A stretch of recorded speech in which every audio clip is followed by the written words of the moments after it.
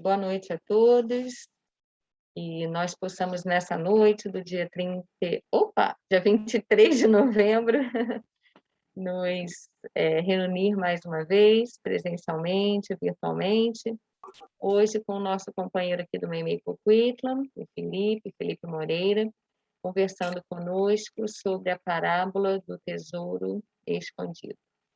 A companheira Vanessa vai fazer a leitura da página inicial, seguida da prece. Boa noite, a mensagem de hoje, então, é do livro Vinha de Luz, mensagem 103. Perante a multidão, e outros zombando diziam, estão cheios de mosto.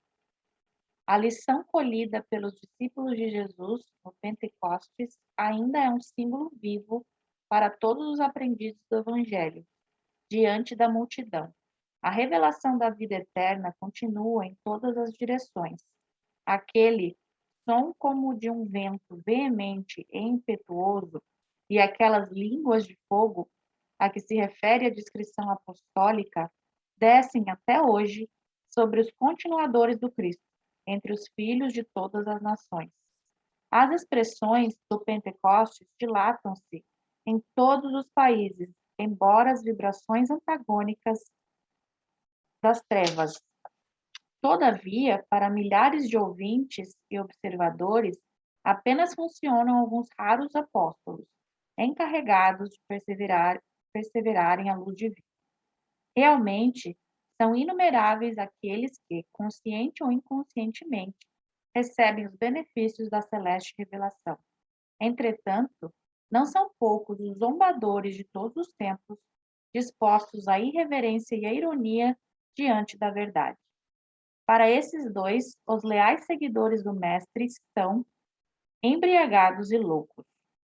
Não compreende a humildade que se consagra ao bem, a fraternidade que dá sem exigências descabidas e a fé que confia sempre, não obstante as tempestades. É indispensável não estranhar o assédio desses pobres inconscientes, se te dispôs efetivamente a servir o Senhor da vida. Cercar-te-ão o trabalho, acusando-te de bêbado, criticar-te-ão as atitudes, chamando-te de covarde. Escutar-te-ão as palavras de amor, conservando a ironia na boca. Para eles, a tua abnegação será envilecimento. A tua renúncia significará incapacidade. A tua fé será interpretada à conta de loucura. Não existes, porém, no espírito de serviço. Permaneces como os primeiros apóstolos nas grandes praças onde se acotovelam homens e mulheres, ignorantes e sábios, velhos e crianças. Afeiçoa tuas qualidades de recepção onde estiveres, porque o Senhor te chamou para intérprete de sua voz, ainda que os maus zombem de ti.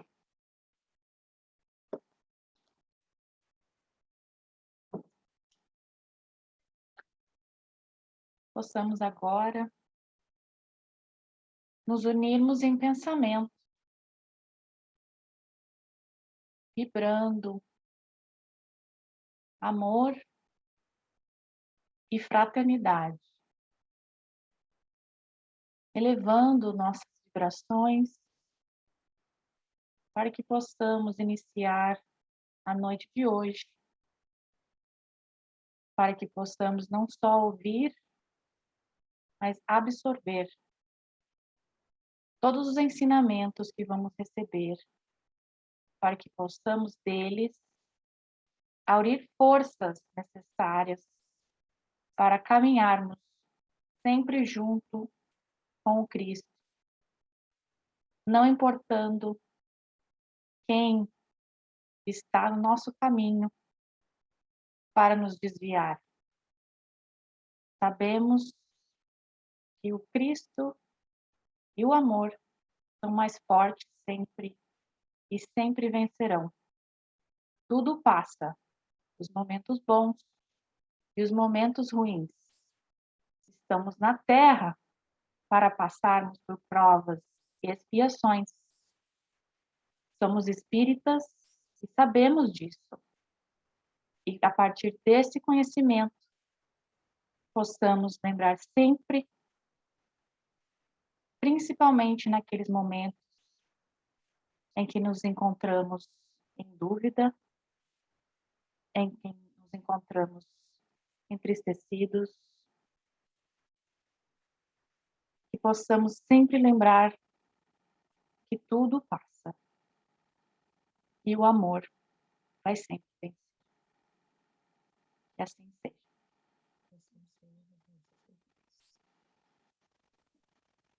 Felipe, muito obrigada. Que assim seja. Muito obrigado pela oportunidade, né, de a gente estar aqui mais uma vez estudando um pouquinho sobre o Evangelho de Jesus, para que a gente possa construir no nosso mundo íntimo o verdadeiro reino de Deus, né? E por falar em reino de Deus, né, no capítulo 13 do Evangelho de Mateus, a gente encontra 6 parábolas que fazem uma referência de forma bem direta a esse reino dos céus, né, o reino de Deus. As parábolas, óbvio, nós não vamos falar de todas hoje, né? São as do joio e do trigo, a de grão de mostarda, a parábola do fermento, a parábola da rede, e essa parábola que nós vamos falar hoje, que é a parábola do tesouro escondido, e também a da pérola oculta, que tem um ensinamento muito similar a essa. E todas essas parábolas, elas são, obviamente, né, de grande valor. Então, hoje a gente vai falar, como já foi anunciado pela Aline, né, da parábola do tesouro escondido. E ela está em Mateus, no capítulo 13, versículo 44. O reino dos céus é semelhante a um tesouro oculto no campo, o qual certo homem, tendo-o achado, escondeu. E, transbordante de alegria, vai, vende tudo que tem e compra aquele campo. Então, para a gente contextualizar, né, e tentar entender e tirar o espírito da letra nessa parábola, né, do ponto de vista material, o homem, né, todos nós, né, de um modo geral, a gente tem resumido, né, o homem tem resumido a sua tarefa aqui na Terra a procurar tesouros, né, achar esses tesouros, enterrar e esconder esses tesouros, né, e vender tudo aquilo que a gente possui, né, para poder comprar os campos onde estejam esses tesouros. Então, nós, enquanto ainda seres extremamente materializados, né, para que a gente estuda? Para que a gente trabalha tanto? Para que a gente investe tanto? Né? Parece que todas as nossas ações, as nossas, desde as mais pequenas até aqueles projetos mais de longo prazo, tudo está voltado para que a gente possa possuir e acumular, né, tesouros materiais. E muitas vezes a gente procura edificar, colocar o que supostamente nos traz felicidade, sobre as posses materiais, né? Pode ser uma ascendência social, pode ser a fama, pode ser a beleza física, mas todas essas coisas, elas são coisas que são precárias, que são incertas, porque elas vão durar no máximo uma existência física, né? E qualquer intempérie, né, qualquer um terremoto, uma enchente, um incêndio ou um azar da fortuna ou uma doença, qualquer coisa que acontecer pode fazer com que essa base que sustenta aonde a gente colocou toda nossa suposta felicidade se arruíne, né, e se desfaça por completo. Então, Jesus, né, excelente pedagogo que era, sabendo, né, desses artifícios que desde os primórdios da humanidade nós empregamos, né, na conquista desses tesouros materiais, ele fez o tesouro escondido, essa parábola, né, comparando esse tesouro ao reino dos céus.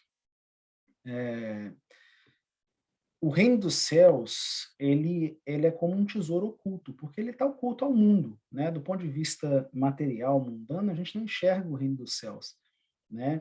E durante muitos séculos, né, os grandes, os nobres, os chefes das religiões, alguns supostos guias, né, eles não quiseram que esse tesouro oculto aparecesse à humanidade, né?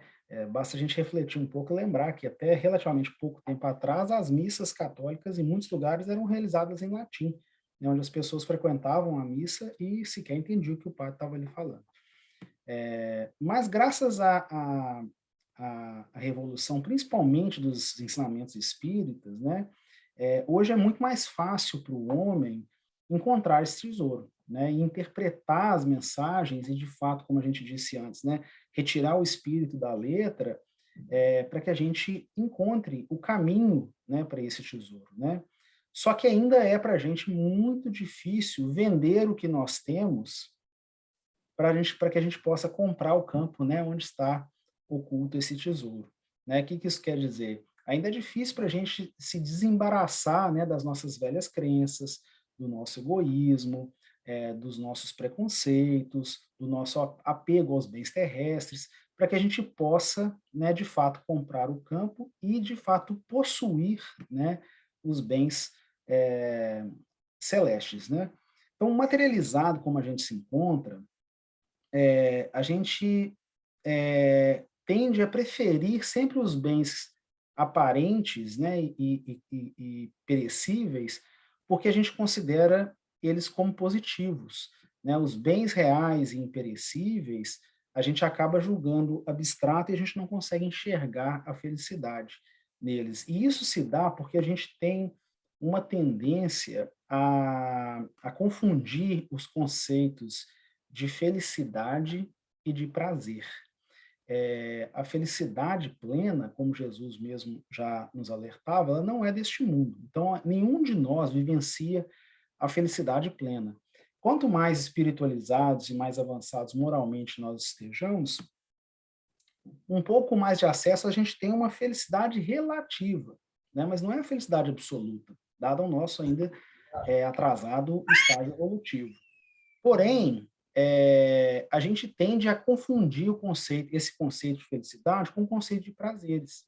Então, a gente leva uma vida em busca de prazeres, né, que são sensações efêmeras, momentâneas e passageiras, que não necessariamente estão direcionadas com a verdadeira felicidade. Aliás, muitas vezes elas nos levam ao caminho contrário, né, do caminho da verdadeira felicidade. Então, a gente acaba supervalorizando, né, esses bens aparentes e perecíveis que a gente falou, porque a gente, baseado nessa incompreensão do que de fato seja felicidade, a gente acaba considerando esses bens materiais, aparentes e perecíveis como bens, bens algo positivo, e o verdadeiro tesouro, né, os bens reais e imperecíveis, que são os bens celestes, a gente julga abstratos e não dá a devida importância. Então, a gente conclui que ainda, infelizmente, as coisas mais belas e grandiosas que nós poderíamos ter acesso, elas, infelizmente, elas ainda estão ocultas a grande parte de nós, né? Que são, como a gente disse, esses bens espirituais. E esses bens celestiais e espirituais são, na realidade, os únicos valores reais e duradouros que a gente tem. E é por isso que na parábola Jesus disse, né, que quando alguém descobre no campo, e aí esse campo é o nosso campo íntimo, né, o campo de si mesmo, esse tesouro que é tão sublime e que está de fato enraizado, né, na nossa alma, que é imortal, né, no nosso espírito, que é imortal, a gente, assim que a gente descobre isso, aquelas ilusões da materialidade, essas superficialidades do mundo, e até mesmo aquele bem-estar do corpo físico, do ponto de vista estético, isso começa a se tornar cada vez de menor importância, né? Então, possuir as verdadeiras virtudes cristãs, que são as ferramentas para que a gente possa construir esse reino dos céus no nosso íntimo, né? Para que a gente possa acumular esses bens espirituais, é de fato conquistar, né, o reino de Deus, né? Porque aí de fato a gente começa a compreender e conhecer como que o amor de Deus nos faz desfrutar verdadeiramente de um estado pleno, né, de paz e de felicidade, que não há nada que vai conseguir abalar, destruir ou perturbar, nada. Né? Se a gente pegar e parar para pensar nos seres mais evoluídos, que a gente conhece, né, que estiveram aqui em caráter missionário na história da humanidade, uma característica que todos eles têm em comum é a serenidade. Né? Independente, eles nunca se colocavam numa condição de euforia diante de uma alegria e também nunca se colocavam numa situação de depressão diante de uma intempérie. Essa serenidade, esse equilíbrio, né, uma reação natural, né, daquele espírito que de fato encontrou a felicidade, né? Então, dessa forma, né, assim, a parábola do tesouro escondido, ela é muito significativa e ela nos faz refletir, né? Porque o homem terreno, ele morre e aqui ficam seus bens, né? Aqui ficam as pessoas com quem ele se apegou, a conta bancária dele não fica aqui, tudo material fica aqui. O espírito ele retorna à pátria espiritual. Agora, o homem espiritual, aquele que acumula de fato o verdadeiro patrimônio das virtudes morais e que constituem, né, os bens celestiais, esse ele permanece para a vida eterna de posse permanente de tudo aquilo que ele acumulou. Né? Então, isso é que a gente tem que refletir. Então, quando Jesus, nessa parábola, ele compara o reino dos céus ao tesouro oculto no campo, dizendo que quem tem a felicidade de encontrá-lo, né, é tomado de tal alegria, né, de tal felicidade, que ele não titubeia em se dispor de todos os seus haveres, né, de todas as seus acúmulos materiais para adquirir esse verdadeiro tesouro. Né? Então, Jesus ensina que existem, né, no campo do eu, né, na nossa realidade espiritual, valores sublimes que nós ainda desconhecemos, por isso que é um tesouro oculto, né? Mas que em algum momento a gente vai encontrar, né? E graças a Deus a gente tem a doutrina dos espíritos nos proporcionando, né, cada vez mais mecanismos, né, para que a gente, cada um ao seu ritmo, né, a gente vá descobrindo no nosso íntimo, né, essa esses bens, né? Então a gente entende que esse tesouro nada mais é do que a nossa essência, né? O nosso íntimo, essa essência que é oriunda da centelha divina que está aqui dentro de nós, né? Jesus mesmo dizia, né? O reino dos céus está dentro de vós. Então não existe a doutrina espírita nos esclarece isso com muita propriedade, né? O reino dos céus ele não é um local físico, geográfico. Quando eu morrer eu vou para o céu. O céu não é um lugar acima das nuvens e nós vamos, né, chegar lá, São Pedro vai abrir a porta para a gente vai entrar e vai ficar lá. Não é uma localidade, um local físico, né? O reino dos céus é o nosso estado de espírito. Quanto mais nós evoluímos, quanto mais nós nos aprimoramos moralmente, quanto mais nós burilamos os nossos valores, quanto mais a gente corrige as nossas más inclinações e fortalece as nossas virtudes, mais a gente vai, passo a passo, lentamente construindo esse reino dos céus no nosso mundo íntimo, que é essa conquista, né? Da paz, da serenidade, do equilíbrio, que é a característica, né, dos seres, dos espíritos felizes. Então fica muito claro, né, que o reino celestial é uma construção íntima, né, no íntimo de cada um. E, de fato, esse reino celeste, né, é um tesouro valioso, porque porque é a chegada do Espírito, né? Nós, enquanto espíritos, através dos nossos sacrifícios, através da nossa renúncia, através da vivência do amor, né? Através da paciência, da caridade, da fraternidade, as regiões mais sublimadas da vida espiritual, né? Então, esse tesouro valioso que a gente está falando, segundo desculpa, gente, perdi aqui. Esse tesouro ele é tão valioso que o homem, segundo essa parábola, né, quando ele compreende e encontra esse tesouro, ele fica transbordante de alegria, né? Vende tudo que tem e compra o terreno onde está oculto, né? Ou seja, esse momento é o momento da transformação, o momento em que vira a chavinha, que a gente entende que as questões materiais são menos relevantes e que as conquistas espirituais são as mais importantes. E por isso que a gente é um momento de esclarecimento, em que, de fato, vira a chavinha mesmo, né?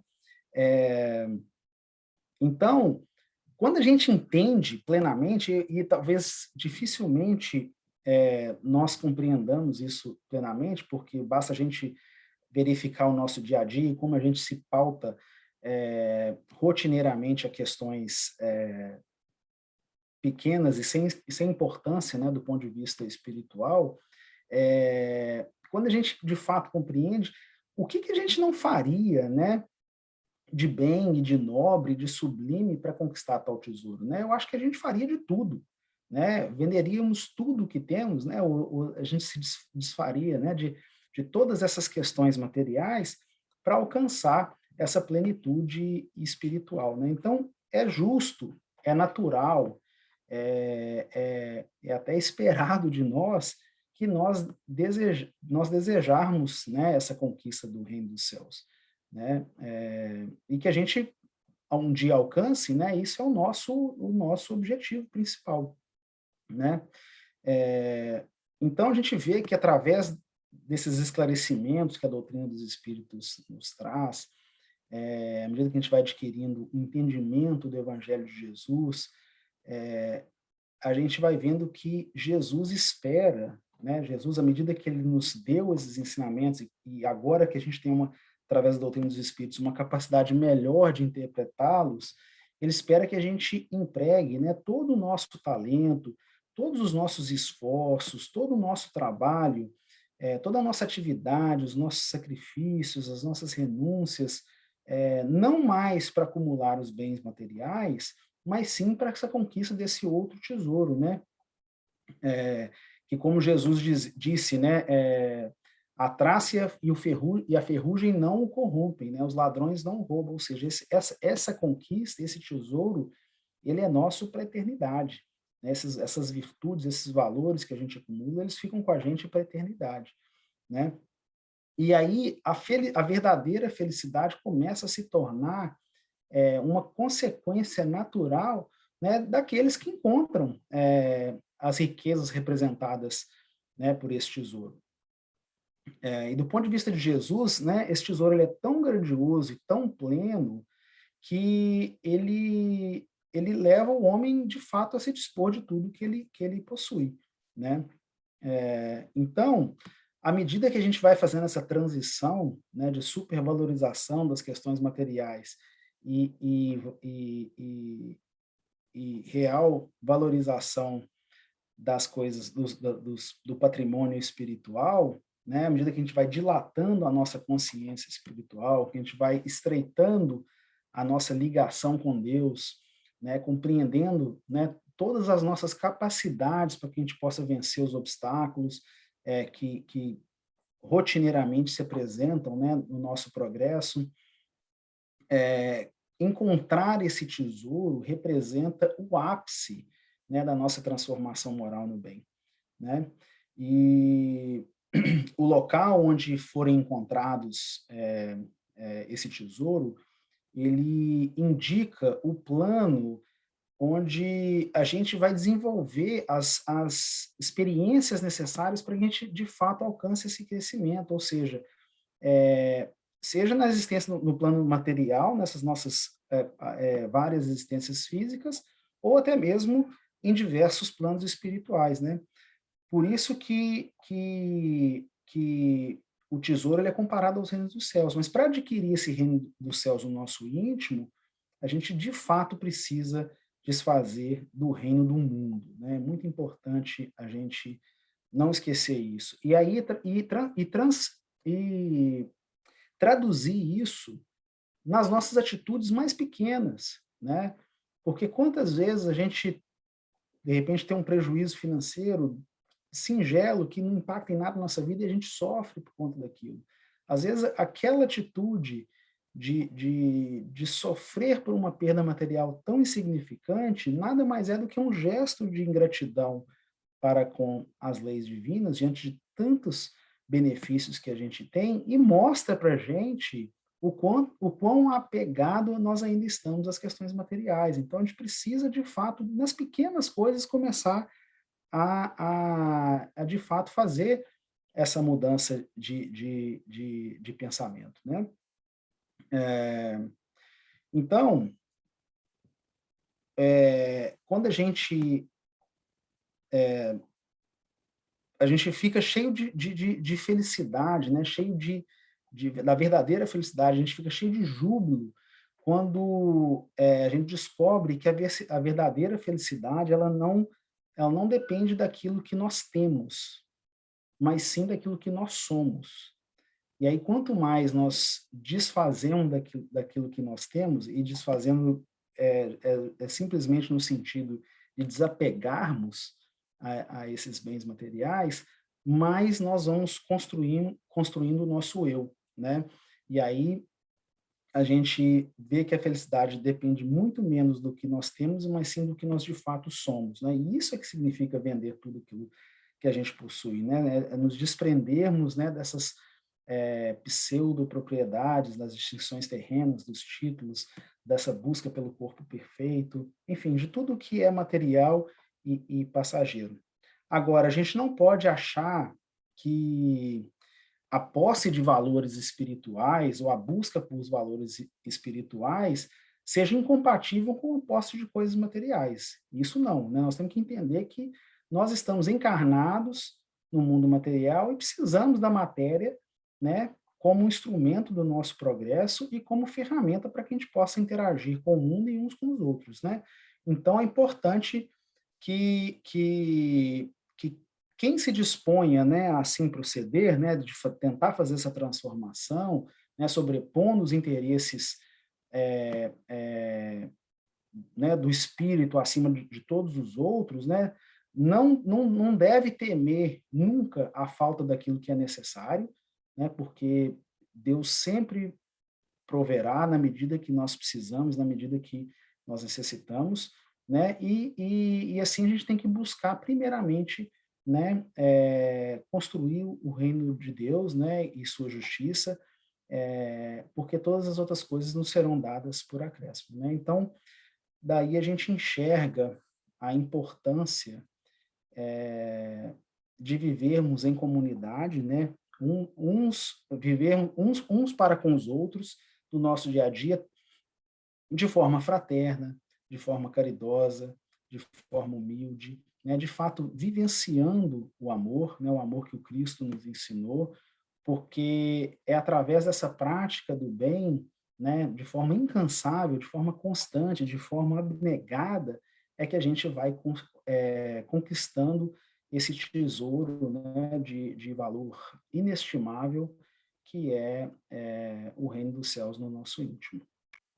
Eu gostaria de agradecer muito, né, a oportunidade da gente discutir um pouco esse tema, e com o coração cheio de alegria, gostaria de elevar o meu pensamento, os nossos pensamentos a Deus, agradecidos pela oportunidade bendita de aqui estarmos estudando o Evangelho de Jesus, e rogamos: Deus, Pai de infinita amor e bondade, querido Mestre Jesus, amigos espirituais aqui presentes em nossos lares, na casa de Meimei, agradecemos imensamente essa oportunidade de estarmos reunidos em nome de Jesus, refletindo acerca das leis naturais que regem o universo, buscando na simplicidade dos ensinamentos das parábolas, entender de forma plena lições grandiosas e fundamentais para o nosso aprimoramento moral. Que possamos, Pai amado, com a discussão de hoje, de fato, aprender a colocar em prática no nosso dia a dia o exercício das virtudes morais como ferramentas da construção do reino dos céus, que não é um local físico, mas sim um estado de espírito no nosso mundo íntimo. Que possamos trabalhar o nosso desapego às questões mundanas e que possamos valorizar tudo aquilo que temos em nossas vidas, sejam elas positivas ou negativas diante dos olhos mundanos, pois sabemos que tudo que nos acontece é de nosso merecimento e nossa necessidade. Esteja conosco, Pai amado, hoje, agora e sempre, que assim seja.